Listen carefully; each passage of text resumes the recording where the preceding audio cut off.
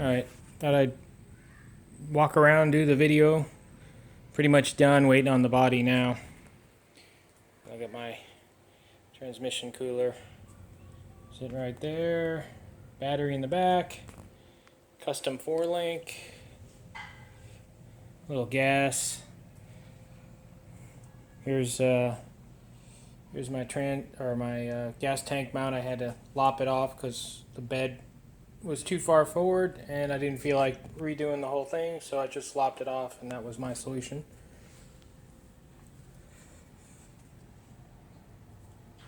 And there's my fuel filters, pump.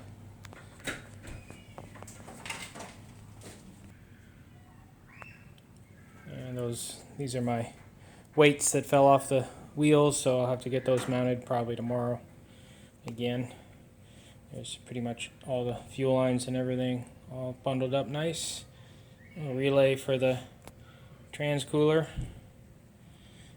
Got my Hurst shifter, air conditioning, vintage air. It's all mounted.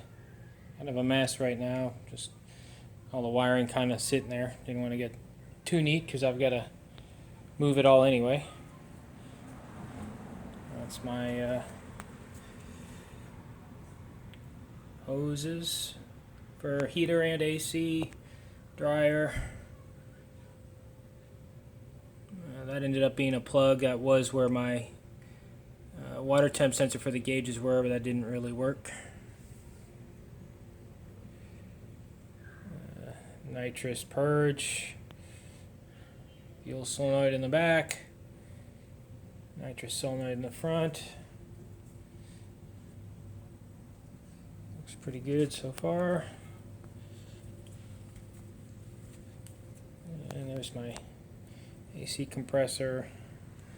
There's the details in the getting all the oil filter and everything fit in there was kind of tricky, especially with the electric power steering unit. That's where I ended up putting the horns and the little module.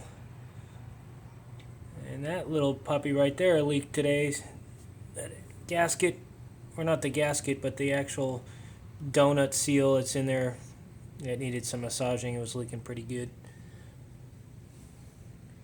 And then I bought some speed hut gauges instead of the auto meters.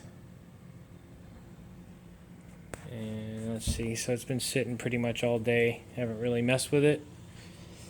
Let's get in. See what we got. So right here, we've got, that's the purge. There's the master arm for the nitrous. That'll all get tucked away nice.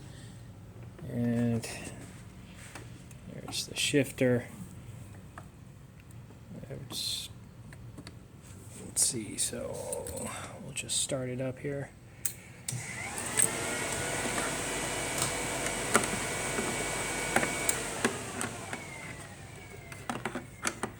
Oops. And sensors.